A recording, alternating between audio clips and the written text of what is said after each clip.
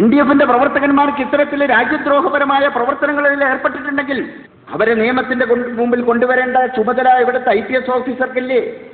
പിന്നോക്ക ജനവിഭാഗങ്ങൾക്ക് അധികാരത്തിൽ പങ്കാളിത്തം ലഭിക്കാത്തതിന്റെ പേരിൽ, അവർക്ക് ലഭ്യമാവേണ്ട ഉദ്യോഗ രംഗത്തുള്ള സംവരണം ലഭ്യമാകാത്തതിന്റെ പേരിൽ, അവർക്ക് കിട്ടേണ്ടത് മുഴുവൻ തട്ടിയെടുക്കപ്പെട്ടതിന്റെ പേരിൽ ഈ രാജ്യത്തെ പിന്നോക്ക ജനവിഭാഗങ്ങളെ സമരരംഗത്തേക്ക് കൊണ്ടുവന്നതാണോ തീവ്രവാദമെങ്കിൽ, അത് ഭീകരവാദമാണെങ്കിൽ അത്തരം ഭീകരവാദ പ്രവർത്തനങ്ങൾ NDF-ൽ നിന്ന് ഇനിയും പ്രതീക്ഷിക്കാവുന്നതാണ്. അത് ഞങ്ങൾക്ക് അവസാനിപ്പിക്കാൻ സാധിക്കില്ല.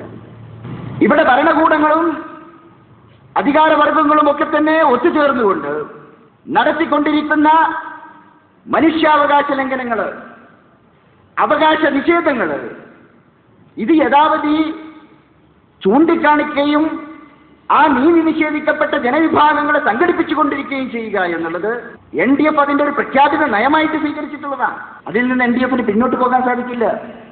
അത് ആർക്കെങ്കിലും അസ്വസ്ഥതയുണ്ടാക്കുന്നുണ്ടെങ്കിൽ അത് NDF-ന്റെ കുറ്റമല്ല. അത്തരം പ്രവർത്തനങ്ങളിൽ ഏർപ്പെട്ടുകൊണ്ടിരിക്കുന്ന ആളുകൾ അത് നിർത്തിവെക്കുകയാണ് വേണ്ടത്. നേരത്തെ ഇവിടെ സൂചിപ്പിച്ചു കഴിഞ്ഞു, ഈ രാജ്യത്തെ അപകടപ്പെടുത്തുന്ന ശക്തികൾക്കെതിരെ, ഈ രാജ്യത്തെ ഹിന്ദുക്കൾക്കെതിരെ, ഈ രാജ്യത്തെ പിന്നോക്ക ജനവിഭാഗങ്ങളെ, ഈ രാജ്യത്തെ മുസ്ലിങ്ങളെ ഒക്കെ തന്നെ വേട്ടയാടിക്കൊണ്ടിരിക്കുന്ന വേട്ടക്കാരനെതിരിൽ ഇരകളുടെ ഐക്യം ശക്തിപ്പെടുത്തുന്ന പണിയെടുത്തുകൊണ്ടിരിക്കുന്നത് അത് തീവ്രവാദമാണെങ്കിൽ അത്തരം തീവ്രവാദങ്ങളും ഭീകരവാദങ്ങളും NDF തുടർന്നുകൊണ്ടിരിക്കും. അത് അടിസ്ഥാനപരമായിട്ട് NDF സ്വീകരിച്ചിട്ടുള്ള ഒരു നയമാണ്, ഒരു നിലപാടാണ്. അത് ഞങ്ങൾ തുറന്നു കാണിച്ചുകൊണ്ടിരിക്കും. ഈ രാജ്യത്തെ അപകടപ്പെടുത്തുന്ന ശക്തികൾ ആരാണെന്ന് ചൂണ്ടിക്കാണിക്കുന്നു എന്നതാണ് ഞങ്ങളുടെ തെറ്റെങ്കിൽ, അത് ഈ രാജ്യത്ത് കഴിഞ്ഞ കുറെ നൂറ്റാണ്ടുകളായി, കഴിഞ്ഞ കുറെ കാലങ്ങളായി ഇവിടെ അടിച്ചമർത്തപ്പെട്ടുകൊണ്ടിരിക്കുന്ന ഈ വിഭാഗങ്ങളിൽ ഉണ്ടായിട്ടുള്ള അരക്ഷിതമായ ബോധത്തിൽ നിന്ന് അവർക്കൊരു സുരക്ഷിത ബോധം പ്രദാനം ചെയ്യുക എന്നുള്ള, അവരിലൊരു കോൺഫിഡൻസ് ബിൽഡ് ചെയ്യുക എന്നുള്ള ഒരു വലിയ ദൗത്യമാണ് NDF നിർവഹിച്ചുകൊണ്ടിരിക്കുന്നത്. അതുകൊണ്ടാണ് എക്കാലവും തീവ്രവാദത്തിന്റെ ഭീകരവാദത്തിന്റെ മുഖം നൽകിക്കൊണ്ട് NDF-ന്റെ ശത്രുക്കൾ NDF-നെ പ്രതിക്കൂട്ടി നിർത്തിക്കൊണ്ടിരിക്കുന്നത്. അത് തുടർന്നുകൊണ്ടിരിക്കും. പക്ഷേ NDF-ന്റെ പ്രവർത്തനങ്ങളെ തൊട്ടടുത്ത് നിന്നുകൊണ്ട് ജനങ്ങളെ താല്പര്യപ്പെട്ടുകൊണ്ടുവരുന്നത് തടയാനാണ് ഭീതി നിറഞ്ഞ ഇത്തരം വാർത്തകൾ സൃഷ്ടിച്ചുകൊണ്ടിരിക്കുന്നത്. ഇപ്പം എൻ്റെ അടുത്ത് തൊട്ടടുത്ത NDF-ന്റെ പ്രവർത്തകന്മാരോടൊക്കെ ചില ആളുകൾ ചോദിച്ചു, നിങ്ങൾ വലിയ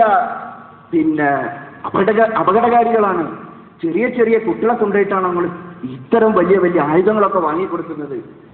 എന്താണ് ഇതുകൊണ്ട് ഉദ്ദേശിക്കുന്നത്? സമൂഹ മധ്യത്തിൽ NDF-നെ ഈ രീതിയിൽ ടാർണിഷ് ചെയ്യുക എന്നുള്ളതാണ് ഇതിന്റെ ലക്ഷ്യം. NDF-ന് ഒരു നന്മയില്ലാതിരിക്കാൻ, NDF നടത്തിക്കൊണ്ടിരിക്കുന്ന പ്രവർത്തനങ്ങളിൽ, NDF നടത്തിക്കൊണ്ടിരിക്കുന്ന ഗുണപരമായ പ്രവർത്തനങ്ങളെ സമൂഹത്തിന് മുമ്പിൽ വരാതിരിക്കാൻ പലപ്പോഴും ബോധപൂർവമായ ശ്രമങ്ങൾ ഉണ്ടാകുന്നുണ്ട്. അത് നമ്മൾ തിരിച്ചറിയേണ്ടതുണ്ട്. ഇത് ഒരേ കേന്ദ്രങ്ങളിൽ നിന്നായിരിക്കും പലപ്പോഴും വരുന്നത്. ഇവിടെ ഉള്ള കാര്യങ്ങൾ തുറന്നു പറയുന്നതിൽ നമുക്കാർക്കും കുഴപ്പമില്ല.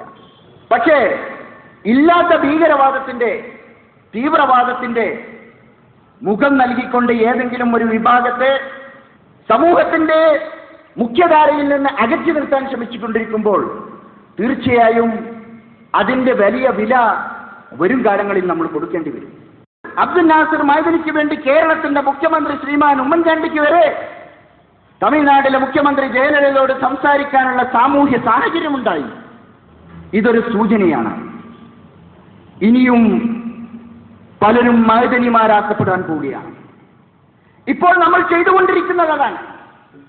NDF-നെ തീവ്രവാദ മുഖം നൽകിക്കൊണ്ട് RSS പ്രചരിപ്പിക്കുന്നതിന്റെ വക്കാലത്ത് ഏറ്റെടുത്തുകൊണ്ട്, ആ പ്രചരണങ്ങളെ ഏറ്റെടുത്തുകൊണ്ട് നമ്മൾ നടത്തിക്കൊണ്ടിരിക്കുന്നത് വീണ്ടും ഇവിടെ മൈദനിമാരെ സൃഷ്ടിക്കാനുള്ള RSS തന്ത്രത്തിനോടൊപ്പം നിന്നുകൊടുക്കുകയാണ് ചെയ്യുന്നത്.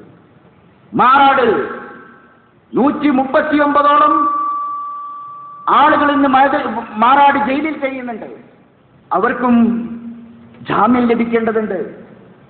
ചെവി കേൾക്കാത്ത, സംസാരിക്കാൻ കഴിയാത്ത, നിത്യരോഗികളായിട്ടുള്ള നിരവധി ആളുകൾ ആ ജയിലിൽ കഴിയുന്നുണ്ട്. മാറാട് കേരളത്തിലാണ്. ജയലളിതന്റെ അടുത്തായിട്ടുള്ള മൈദനിനെ നമുക്ക് കിട്ടാത്തത്. നമുക്ക് ശക്തിയുണ്ട് ഇവിടെ. നമ്മളുടെ ഈ കൂട്ടായ്മ എന്ന് പറയുന്നത്, നമ്മളുടെ ഈ യോജിപ്പ് എന്ന് പറയുന്നത് രാഷ്ട്രീയ സംഘടനാ താല്പര്യങ്ങൾക്ക് അപ്പുറത്തു നിന്നുകൊണ്ട് മനുഷ്യത്വപരമായിരിക്കണമെന്നാണ് NDF പറയാനുള്ളത്. മനുഷ്യത്വപരമായിരിക്കണം നമ്മുടെ സമീപനങ്ങൾ, അത് വിവേചനപൂർണ്ണമാവരുത് എന്നാണ്. മാറാട് ഉള്ള ആളുകൾക്കും നീതി ലഭിക്കേണ്ടതുണ്ട്. അവർക്കും നീതി ലഭിക്കാനുള്ള പോരാട്ടത്തിന് ശബ്ദമുയർത്തൽ ഇപ്പോഴേ നമ്മൾ ആരംഭിച്ചിട്ടില്ലെങ്കിൽ മഴുതനിയെപ്പോലെ നമ്മൾ വൈകി നമുക്ക് വിവേകമുണ്ടായിട്ട് കാര്യമില്ല എന്നാണ് ഞങ്ങൾക്ക് പറയാനുള്ളത്. അതുകൊണ്ട് നീതി നിഷേധങ്ങൾ നടക്കുമ്പോൾ, അക്രമങ്ങൾ നടക്കുമ്പോൾ, ഭരണകൂടങ്ങളുടെ ഭാഗത്തു നിന്ന് കിരാതമായ രീതിയിലുള്ള മനുഷ്യാവകാശ ലംഘനങ്ങൾ ഉണ്ടാകുമ്പോൾ അവിടെ നട്ടെല്ല് ഉയർത്തിക്കൊണ്ട് ചങ്കൂറ്റം കാണിച്ചുകൊണ്ട് പറയാനുള്ള ഒരു പ്രബുദ്ധതയാണ് നമ്മളിൽ നിന്ന്